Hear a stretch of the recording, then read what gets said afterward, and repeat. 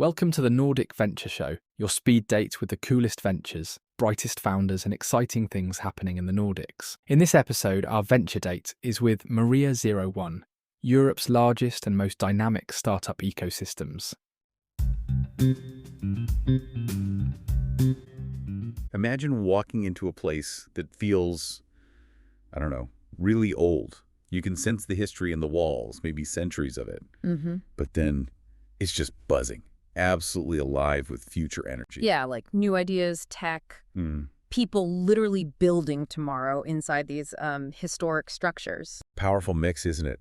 Taking something established, something with real roots, and just injecting this dynamism. It's a foundation that feels solid, but also, totally forward-looking. Exactly.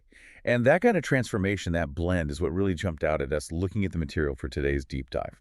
We've been digging into sources about a place doing this spectacularly well, a top startup campus up in the Nordics. Yes, Maria01. That's the one, Maria01. So our mission today is basically to unpack what makes Maria01 tick. Why is it such a key player, really, in the European startup scene? We've got some interesting articles, reports, lots to go through. Okay, let's get into it then. Okay. So first things first, what is Maria01 at its heart? Well, the sources describe it as the Nordics' leading startup campus. And community, that part's important too. Think of it like a central hub for the whole ecosystem. And it's a big one, right? I read somewhere it's among Europe's largest. Definitely. The information points to over 1,500 members. That's a lot of people from the startup world concentrated in one spot. Puts it right up there with the biggest hubs in Europe. Wow, okay. 1,500 members. And it's located right in the heart of Helsinki, prime spot. So scale, location. Yeah. What's the driving philosophy? What are they trying to do? Their mission seems pretty clear, actually, and ambitious, to create the best possible environment for startups to grow, period. Right, so everything kind of flows from that single goal. Seems like it. The place, the people, the programs, it all points towards helping these companies scale up. Okay, let's talk about the place itself then, because the history is, it's pretty unique, isn't it? This isn't some new glass and steel tech park. No, not at all. Far from it. The campus is actually on the grounds of an old hospital. Yeah, dating way back to the 1800s, originally called Maria's Hospital. From the 1800s. Wow, that's some serious heritage. So when did the hospital part finish up? Hospital operations stopped for good in 2014. And that's kind of the pivot point towards startups. Pretty much, yeah. Around 2014, 2015. The timing was crucial. Helsinki's startup scene was really starting to buzz, And the city was actively looking for ways to support that growth. So the idea of bringing startups together, putting them under one roof, it was gaining ground. And then suddenly this huge empty hospital campus becomes available, a massive opportunity. So it wasn't just, look, an empty building. It was a deliberate move connected to what was happening in the city's ecosystem. Exactly. It was founded officially in 2016, riding that wave. And something the sources really emphasize is the community aspect right from the start. Oh, so? It was built by the community for the community. That seems to be a core principle. It's interesting. It suggests it grew more organically, responding to what people actually needed, rather than some top-down plan. Yeah, I think so. And we saw that reflected in the initial plans, too. They were apparently much smaller at first. Oh, really? But the interest from startups, investors, partners, it just exploded way beyond expectations. And that demand drove the expansion. It eventually grew into 6 buildings. That's 20,000 square meters today, a really substantial footprint just for innovation. Okay, 6 buildings, 20,000 square meters, repurposed from an 1800s hospital. Quite a story. So who's actually in there now? Who makes up this community of over 1,500 people? Well, it's described as really diverse and very international. The materials mention members from over 40 nationalities. 40, wow. That density of different backgrounds must create a pretty dynamic melting pot for ideas. You'd think so, wouldn't you? The community itself is a mix. You've got your early stage startups, obviously. Right. But also local and international VCs, venture capital firms, corporate partners looking to connect with innovation, and then various other organizations that support the whole ecosystem. So basically everyone you need to build a company. Founders, funders, industry connections, support networks, all in one place. Pretty much. And the sources stress the shared goal they have, helping each other out, mutual support, working together, often on some really big global challenges. That community aspect again. How many actual startups are based there? Has that number grown? Yeah, it's significant. Since they started in 2016, Maria 01 has consistently hosted over 200 companies. And one figure mentioned was for last year, 240 startups were part of the community then. 240 startups. That's a serious concentration. Yeah. What are the sort of tangible benefits for a startup being in that specific community? Well, the big one highlighted is connections, access, It's access to what? Funding. talent. All of the above, really. Pathways to get funding, find new customers, get help developing their products or services, recruit the right people. It's about making those crucial links happen, links that are way harder to find if you're working in isolation somewhere. Okay, so there's the value of just being physically present, bumping into people. But does Maria 01 offer, like, structured help too?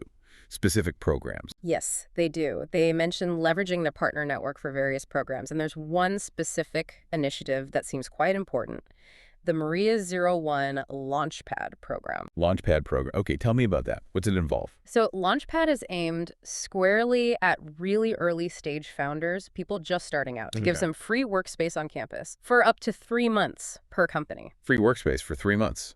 That's huge for an early startup, right? When cash is tight. Absolutely critical. And there's a strong focus on inclusivity, too. We learned that 50%, half the spots, are reserved for female and minority founders. That's excellent. Really proactive support. And it's open right from the idea stage, so even before you have a formal company, potentially. Very cool. So supporting founders, especially diverse founders, right from the beginning, you mentioned funding access earlier. Is there any data on how successful the startups from Maria 01 have been at raising money? Yes. There's a pretty impressive number reported. Collectively, the member startups there have raised over, get this, 148 million euros. Wait, say that again? Over 1 billion euros. 1,048 million euros. So yeah, over $1 billion. Total funding raised by companies that have been members of the Maria 01 community. Wow. Okay, that number. It's more than just impressive. It kind of validates the whole model, doesn't it? It shows this environment is genuinely helping create companies that investors want to back. It definitely speaks volumes about the potential being nurtured and recognized there. Absolutely. Now, a community this vibrant, this large, there must be a lot going on. Events, activities. How do people connect and, show off what they're building? Events are definitely a big part of it. They host all sorts. But there's one main event that stands out, their largest pitching competition. Oh, what's that called? It's the Maria 01 NNW pitching competition. And you say NW just like the word now. Got it. The Maria 01 NNW pitching competition. When's that happening? The date we saw mentioned is June 3rd, 2025. June 3rd, 2025. And it's their biggest pitch event of the year. That's what the material says. It features 100 pitches, 100 startups pitching throughout the day. 100 pitches. Wow, that sounds intense. A real snapshot of emerging talent. For sure. And beyond that big competition, they seem to host other things too, to keep the community connected. Things like builders' breakfasts for more informal chats, or sessions on practical stuff startups need, like PR strategies, or maybe deep dives into specific technologies. So continuous learning and networking opportunities, not just the big splashy event. Exactly. It's about keeping that momentum going. It really sounds like they're cultivating knowledge, not just providing desks.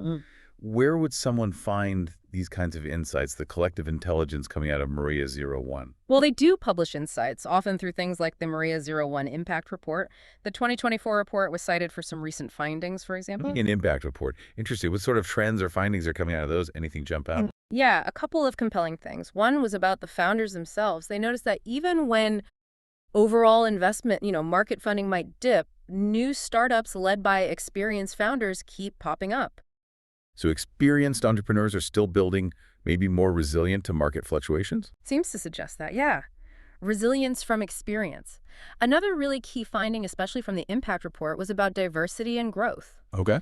It highlights that international founders are a major driver of growth within the community. Get this. 60% of the total funding raised went to startups that had global teams. International founders on board. 60%. That's huge. Yeah. It really underlines that international aspect we talked about earlier for Maria 01 and Helsinki. Right. It suggests diverse global teams aren't just present, they're actually attracting the lion's share of the investment. Precisely. It's a powerful data point. And beyond the reports, they also offer other resources guides, maybe articles covering practical topics, fundraising tactics, CRM choices, collaboration tools, sharing what works within the community. It paints a really clear picture. Maria 01 is definitely more than just real estate. It's like an engine, right? Built on community, harnessing history, and using very specific programs to fuel startup growth. That's absolutely the takeaway from the material. It's this historic place, reborn as a super dynamic innovation hub. It fosters this diverse international community that seems genuinely focused on helping companies scale, and it's clearly cemented itself as, one of Europe's really key centers for this stuff. Yeah, its role feels undeniable. A concentrated spot where founders' money and expertise can actually connect and build things.